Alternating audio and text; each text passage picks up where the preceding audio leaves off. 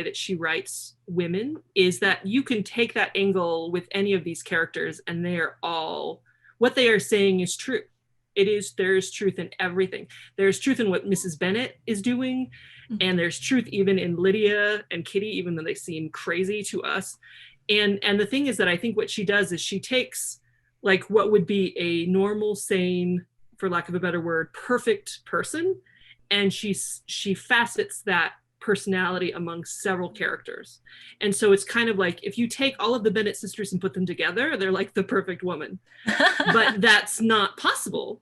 And so you like break them up and they all have their moments when they're right. Because, you know, there is something beautiful and wonderful and exciting about Lydia being so spontaneous. But then she's also super young and she doesn't think.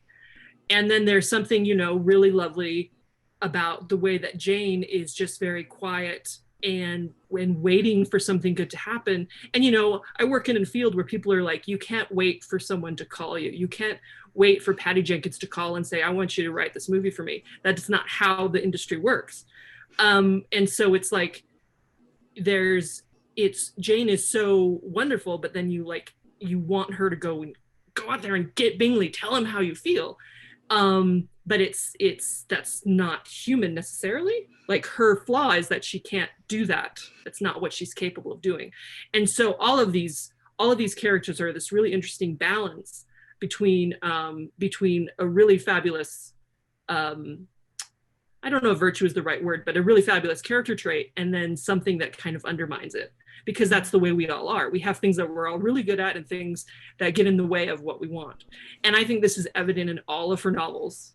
I think like Sense and Sensibility, I think the whole point is that Eleanor and Marianne together are like the perfect person, but they're not together. They're two separate beings. Mm-hmm. And that's what I think is going on here with Pride and Prejudice. And even